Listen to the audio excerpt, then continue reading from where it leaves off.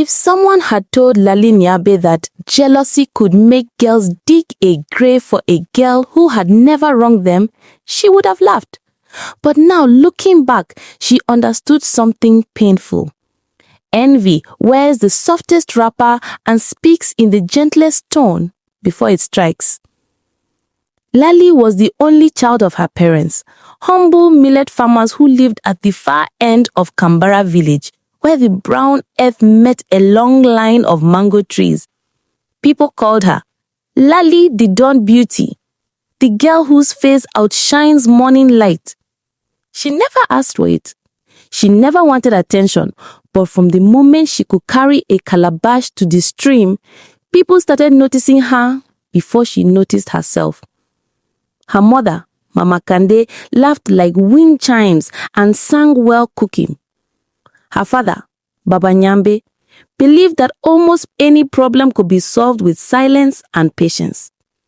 Life was simple, modest, peaceful, until other people's opinions began shaping Lali's reality. The trouble began quietly. Giggles behind her back, whispers when she walked past the market square, eyes following her everywhere. But one afternoon at the stream, things became clear. "See how she walks as if she owns Kambara," hissed one of the village girls. Lali turned to see Tia, Imela, and Rika, three inseparable girls whose eyes always carried the same mixture, curiosity and bitterness. She smiled kindly, but kindness did nothing.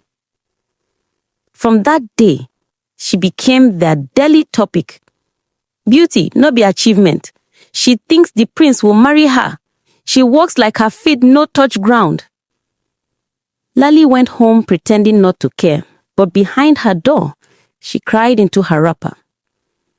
Her mother noticed every tear and always said, "My daughter, even sweet fruit attracts jealous birds. Don't dim your glow because others squint at it." Beautiful words, but they didn't stop the pain. The bullying worsened. Children at the stream mimicked her walk. Younger boys mocked her smile. Some women murmured that her beauty was not ordinary. She must have been washed with river spirits, some whispered. Soon, even villagers who once greeted her warmly stopped making eye contact. Mama Kande was furious. "This nonsense must end," she shouted. But Baba Nyambe simply said, "Let people talk until their tongues tire. Silence is stronger than anger." Lali wanted desperately to believe him, but how do you ignore something that follows you like a shadow? Eventually, her mother stopped sending her to the market, stopped letting her stay out late, stopped allowing her to help at village gatherings. Lali became lonely. Every day, she watched Tia, Imela, and Rika walk past her compound, laughing together, enjoying the kind of friendship she secretly wished she had. Then everything changed. One evening, the town crier struck his gong so loudly the palm tree shook. "The crown prince of Zambe kingdom shall choose a bride. All maidens must attend the grand dance at the palace." The village burst into excitement. Girls braided new hairstyles. Mothers searched their wooden chest for hidden wrappers. Songs filled the air. But Lali, she didn't want to go. She didn't want to be mocked in front of the whole kingdom. Mama Kande refused. "You will go. Destiny waits for no fearful heart." She gave Lali her finest beaded belt and a coral embroidered wrapper. She said, "You look like a moon goddess." But while Lali was trying to prepare, others were planning her downfall. Tia, Imela, and Rika met secretly by the stream. "If Lali attends," Tia hissed, "nobody will see us." "She must not reach that palace," Rika whispered. They exchanged wicked smiles, and the plan was formed. The next morning, the trio arrived at Lali's home bearing roasted plantains and sweet dates. Their smiles were warm. Too warm. "We're sorry for how we acted," Imela said sweetly. "We've changed." Mama Kande's eyes narrowed sharply. "Lali, beware. Snakes don't change. Only their skins peel." But Lali's heart was tired. Tired of loneliness. Tired of being the outcast. She let them in. They braided her hair, complimented her dress, laughed at her jokes. Slowly she trusted them again. Too quickly. And when she showed them her outfit for the ceremony, they gasped dramatically. "You look like a goddess," Tia said, but her eyes glittered with something darker. Later, they met secretly again. "We finished digging the pit today, and tomorrow she falls." Girls dug for 2 days in the forest, deep and wide enough to hide a body. On the morning of the dance, Mama Kande hugged Lali tightly. "Do not follow those girls anywhere. Go to the palace alone." "I promise," Lali said. But promises are fragile things. When Tia, Imela, and Rika arrived dressed like blooming flowers, they urged, "Let's take the forest shortcut. We want to enter the palace together." "Don't tell me you believe your mother's old fears," Tia laughed.